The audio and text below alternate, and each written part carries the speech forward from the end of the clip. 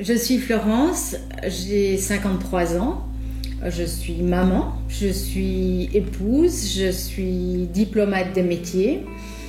J'ai beaucoup voyagé dans ma vie, j'aime la nature, j'aime marcher dans les bois, j'aime marcher dans la campagne, je fais de l'apiculture et j'aime la vie. En 2017, je suis rentrée de poste et j'étais très fatiguée. Première chose, j'ai fait un dépistage complet du cancer parce que je sais qu'il y a des antécédents dans la famille. On m'a dit que tout allait bien, cette fatigue a persisté. Au bout d'un moment, mon médecin m'a dit non, mais j'ai fait toutes sortes de prises de sang, les prises de sang étaient bonnes. On m'a dit c'est de la fatigue, c'est un burn-out, il faut que vous vous reposiez. Je me suis reposée un an et demi. Entre-temps, je sentais que les choses n'allaient pas. Donc, je suis allée voir un spécialiste, un deuxième spécialiste, un troisième. J'ai vu 4 généralistes, 5 spécialistes, 3 hôpitaux universitaires. Et on me disait non, reposez-vous, ça va passer, il faut de la patience. Mais jusqu'à ce que j'ai des problèmes cardiaques. Et ce qui est étonnant, voilà, j'avais pas de toux, je n'avais pas d'autres symptômes à part une grosse fatigue, j'avais pas perdu de poids spécialement. Mais voilà, donc tout le monde est passé à côté et on m'a qualifié ça de fatigue chronique, de burn-out et que je devais me reposer. En fait, c'était un cancer, stade 4 et déjà métastasié. Et je pense que ça aurait été très important de pouvoir le détecter bien plus tôt que cela.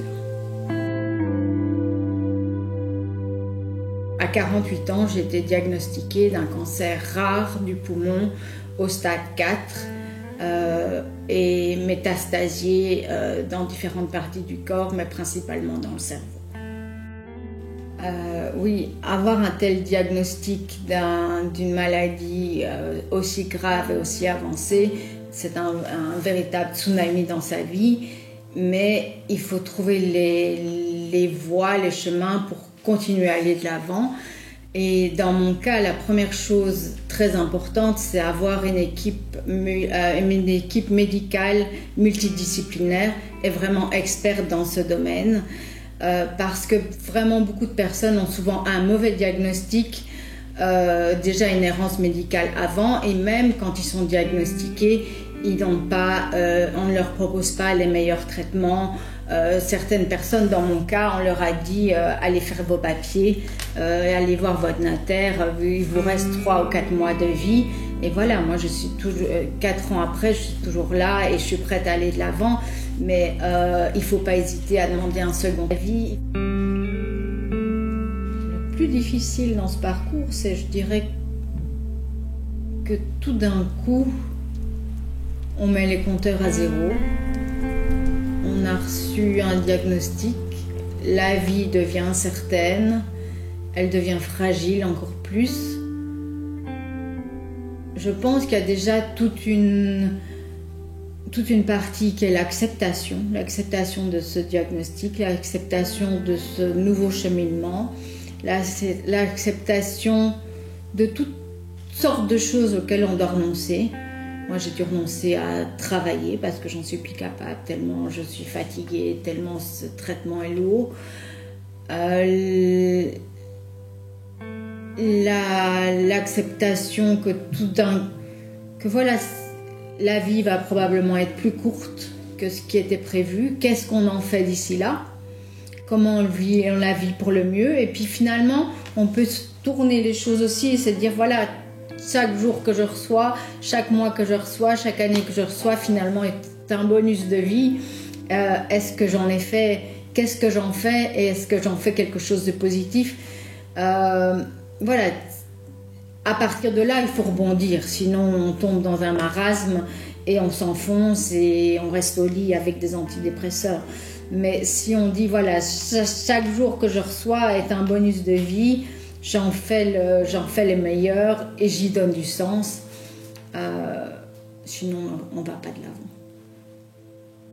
Si j'avais des conseils à donner, quand on reçoit un diagnostic d'une maladie si grave et d'un cancer incurable à un stade avancé, c'est pas tout de suite une annonce de mort. Moi, au début, j'ai dit je vais rester là quelques mois. Mais voilà, on peut être très bien soigné, on peut répondre à des traitements et aller de l'avant. Mais ce que je conseillerais, c'est d'avoir une équipe médicale de confiance, d'être bien entouré émotionnellement et affectivement, de se faire aider par des psychologues, par toutes sortes d'aides paramédicales aussi. Émotionnellement, être bien soutenu par sa famille, ses amis, ses voisins, mais ne pas rester seul et ne pas cacher sa maladie. Ce n'est pas quelque chose de honteux. On vit avec cette maladie. Moi, je sais, elle est en moi. Je ne me bats pas contre elle. On avance ensemble, puisque je sais qu'elle va rester là un moment. Donc, on va avancer ensemble calmement et sereinement. Je pense que le soutien par les pairs est aussi très très important. Il y a environ 2 ans, on a formé une ASB, une association de patients qui s'appelle ALK Positive Belgium et qui a pour but de regrouper les patients atteints de cette maladie ainsi que leurs aidants proches. Notre objectif est d'avoir un certain soutien par les pairs parce que dans le cas d'une maladie rare comme celle-ci, c'est important de se sentir soutenu, de ne pas se sentir seul, mais aussi de pouvoir se mobiliser pour cette cause et pouvoir plaider pour cette cause parmi les autres maladies pour qu'elles ne tombent pas aux oubliettes et pour que surtout les patients puissent bénéficier d'un meilleur traitement et du maximum de recherche et de nouveaux essais cliniques pour des futurs traitements. Je suis Florence, je suis maman, je suis épouse, je suis diplomate de métier et j'aime la vie.